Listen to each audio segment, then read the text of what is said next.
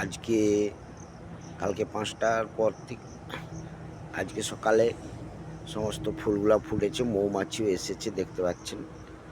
এই ফুলগুলো দেখুন কীরকম অজস্র ফুল ফুটেছে আমার এই বাগানে।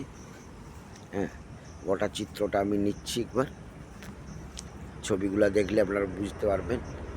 এই যে একটা পূর্ণাঙ্গ ড্রাগন গাছ, তাতে কীভাবে অজস্র ফুল আসছে। পূর্ণাঙ্গ ড্রাগন গাছে অজস্র ফুল আসছে, ফল শেড হয়েছে, আবার নতুন ফলও আছে।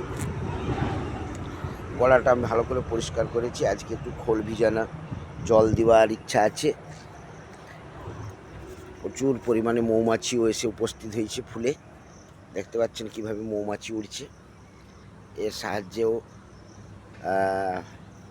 হ্যান্ড পলিনেশন কালকে রাত্রে আমি করেছি, তারপরেও সকালবেলাও প্রচুর মৌমাছি আসছে। এই একটা ফুল আবার দেখতে পাচ্ছেন, এটা আবার ফুটবে। কিছু ফুল নষ্ট হয়েছে। এই এই একটা আমার এটা 7 নম্বর পিলার। এই 7 নম্বর পিলারে দেখতে পাচ্ছেন ফুল, অজস্র অজস্র ফুল আসছে।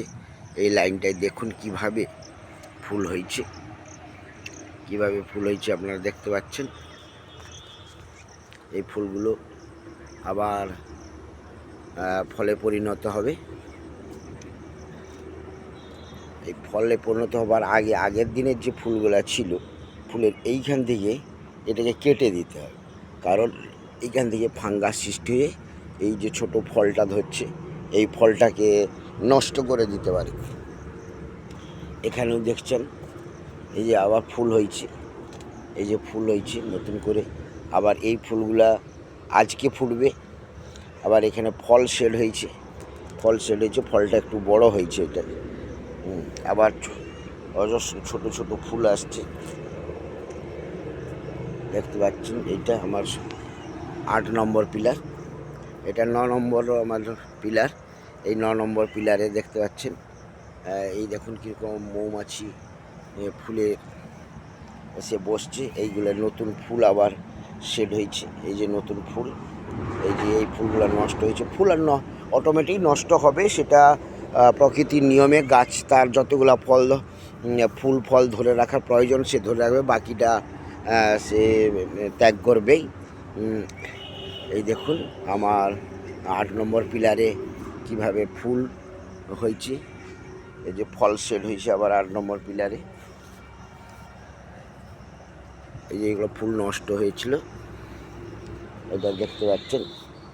আর এইভাবে 8 নম্বর পিলারে এই যে ফুল ফল সব দেখতেছে গাছে। দেখুন গাছের ডাল কত দূর পর্যন্ত নেমে আসছে। এত দূর পর্যন্ত যদি উপর থেকে ঘুরে যতক্ষণ না নেমে আসে, ততক্ষণ কোনোভাবেই ফল শেড হবে না, গাছে ফল শেড হবে না। এই দেখুন এত দূর পর্যন্ত ডালটা নেমে আসছে, উপর থেকে এত দূর ডালটা নেমে আসছে। এখানে ফুল শেড হয়েছে, এই ফুলটা আজকে ফুটবে। আর এইগুলো দেখুন কত দূর থেকে উপর থেকে নেমে আসছে, উপর থেকে নেমে এসে এঁকে আছে। এটা আমার 10 নম্বর পিলার। এই 10 নম্বর পিলারে এই যে ফুল শেড হয়েছে। আবার আমার কিছু ড্রাগন পেকেও আছে দেখতে পাচ্ছেন। এইগুলো আজকে না হলেও কালকে হারভেস্ট করা হবে। এইরকম অবস্থায় যদি থাকে, তখন এই সামনের এইটাকে আমাকে এইভাবে আস্তে করে ছিঁড়ে নিতে হবে। ছিঁড়ে দিতে হবে, নাহলে ফাঙ্গাসের আক্রমণ হতে পারে। দেখুন কত ছোট ছোট লাল পিঁপড়ে। এই পিঁপড়েগুলোকেও নিম তেল দিয়ে একে বন্ধ করতে। এর একটা এই ছোট ছোট ফুলগুলায় একটা মিষ্টি তরল পদার্থ থাকে, সেই তরল পদার্থগুলো পিঁপড়ে খাবার জন্য উপস্থিত হয়। এর জন্য নিম তেল প্রয়োগ করাই খুব ভালো। দেখছেন এই যে আবার একটা কালা, এটা পরশু দিনের ফুল। এইখান থেকে এটাকে কেটে দেব। কেটে দেওয়ার পর 7 দিনের মাথায় আবার এইরকম যে এইগুলো থাকবে সেগুলোকেও কেটে বাদ দিতে হবে, নাহলে ফুল ফল ঠিকমতো দেখতে পাবেন। এই দেখুন এই ডালটা দেখুন কত উপর থেকে নেমে আসছে। এই ডালটা এসে এখানে দুটো একই ডালে দুটো ফুল শেড হয়েছে। আবার এই ডালটায় ফুলে কালকে পরাগ সংযোগ করেছি এবং বড়োভাবেই ফুলটা হয়েছে। এইটা কালকে শেড হয়ে গেছিলো। এটা আমার 15 নম্বর পিলার। এই 15 নম্বর পিলারেও দেখতে পাচ্ছেন এখানে একটা ফুল নষ্ট হয়েছে। একটা ফুল আগের দিন ফুটেছিল, আর একটা ফুল কালকে ফুটেছে।